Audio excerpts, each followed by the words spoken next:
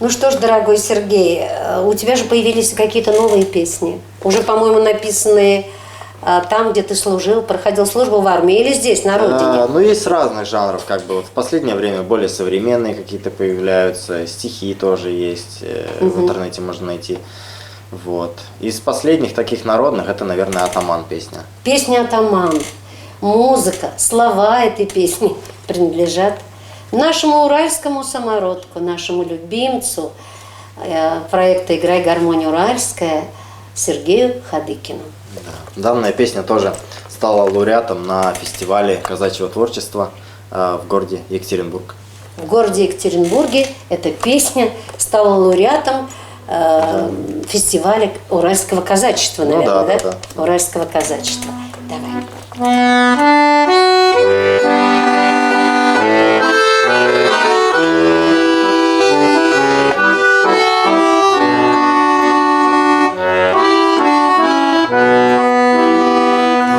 На землю лег густой туман, седой ковыль в степи зацвел.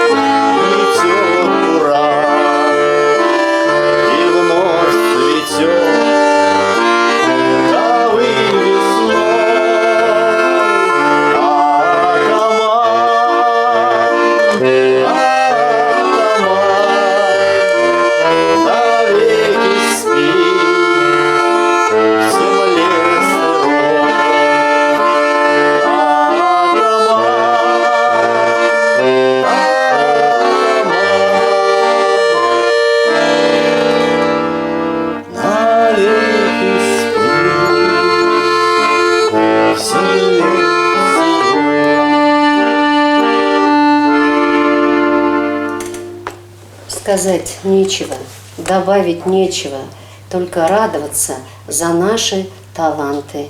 А как я всегда говорю, телезрители, талантам надо помогать, бездарности пробьются сами. Правильно? Ты помнишь мое выражение? Да. А я помню еще один эпизод, ведь Сереженька у нас родом из Оренбургской Швейцарии, из КВНДК Село Новоказанка. Село Новоказанка.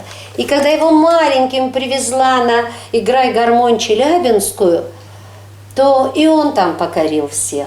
Да все, кто приехали с ним, гармонисты, покорили Челябинск и уехали с лозунгом «Мы Челябе дали втык, будут помнить Кувандык».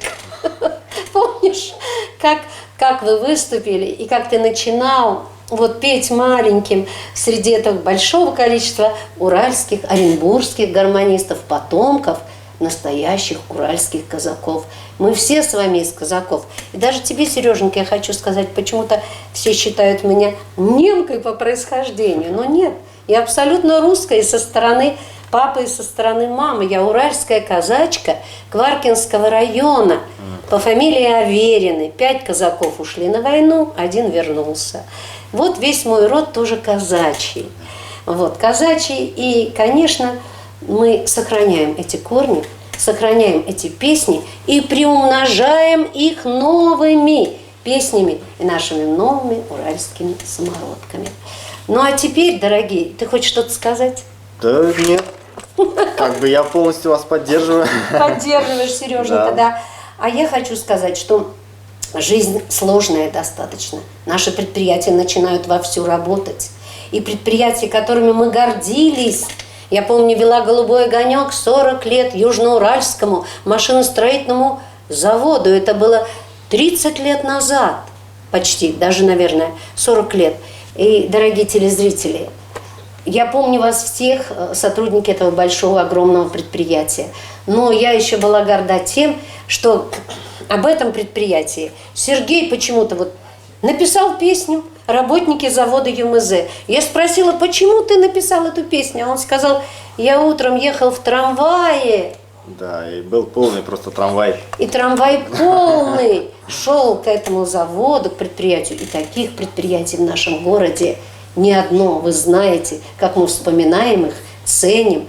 И очень рады, если жизнь в нашем городе будет возрождаться. Правильно, Сергей? Да, абсолютно правильно. Вот давай поддержим всех, кто трудится и работает в нашем городе на больших, крупных предприятиях. Да и не только, а те, кто могут себя назвать, вот говорят, вы кто, простите, интеллигент? Он нет, что у меня есть профессия. И вот я так рада, что у многих людей есть профессия. И она есть у 2/3 жителей нашего города. Давай посвятим им песню. Ну, буквально 2 куплетика, что Давай. помню, давно.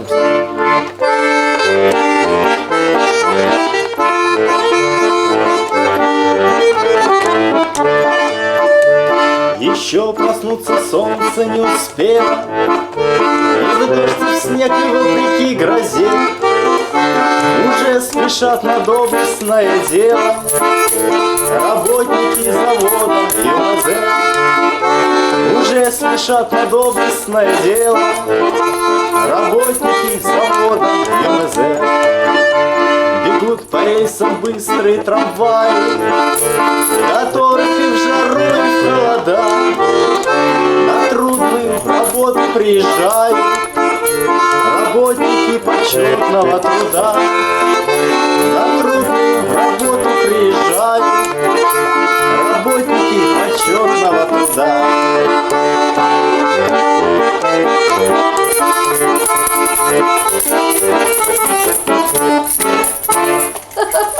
Спасибо большое. 2 слова, но как приятно.